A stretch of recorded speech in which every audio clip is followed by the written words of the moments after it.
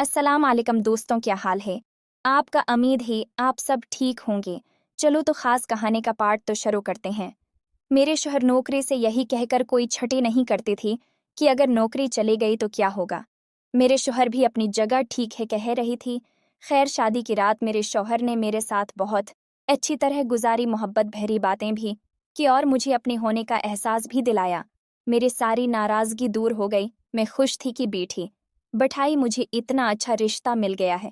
मेरे शौहर में कोई कमी नहीं थी, अच्छा भला था, घर बार भी काफ़ी बड़ा था, हर तरफ से खुशहाली थी। शादी के अगले दिन मैं रस्म के मुताबिक वापस अपने घर गई तो मेरे पहपू आए हुए थे। मुझे देखकर हंसी और कहने लगी, तुम्हारी माँ ने भी तुम्हारे लिए क्या लड़का चुना ही किया है। कहने हम तो शादी से पहले पूछते हैं, रही लड़का क्या करता है, क्या कमाता है। तुम्हारी माँ ने मुंह न खोला। वो तो शादी के दिन हमें पता चला कि तुम्हारा शौहर क्या काम करता है। तुम्हारी माँ ने तो बताना गवारा ना किया। पहपो की बात सुनकर मैं हैरान हुए और कहा, ऐसे भी क्या बात है। मेरे शौहर का अपना फार्म है, पैसे वाले हैं, आप ऐसी क्यों कह रही हैं। अम्मा ने आपको ये बात पहले ही बता दी थी। छपाने वाली तो कोई बात ही नहीं है जो आप इस तरह कह रही हैं। मेरी बात सुनकर फूफू का कहक बुलंद हुआ और कहने लगी, तुम्हें पता भी है तुम्हारी शौहर का किस चीज़ का फार्म है, बताया नहीं।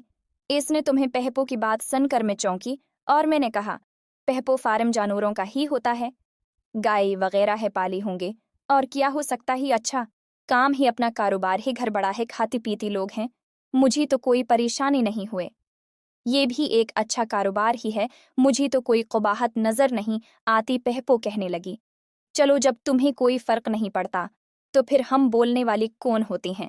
वरना तुम्हारी माँ ने तो हमारे ख़ानदान की नाक कटवा दी है, किसी को मुँह दिखाने की लायक नहीं छोड़ा। ऐसा दामाद भी भला कोई तलाश करता है क्या। ऐसा दामाद तो उज तक हमारी ख़ानदान में न आया और न ही हो सकता है।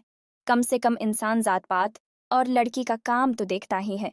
तुम्हारी माँ ने तो बस आँखें बंद करके तुम्हें रुखसत कर दिया, न ख़ानदान का सोचा और न है तुम्हारी अपनी इज्जत का। ये कहकर पहपो चले गई तो मैंने अम्मा की तरफ देखा। अम्मा मुझसे नज़रें चराती कामों में मसरूफ़ हो गई और ये बात कहीं न कहीं मेरे दिमाग में बैठ गई कि कोई बात तो ऐसी है जिसका मुझे इल्म नहीं है। इस सब में मेरी इज्जत की बात कैसी आ गई।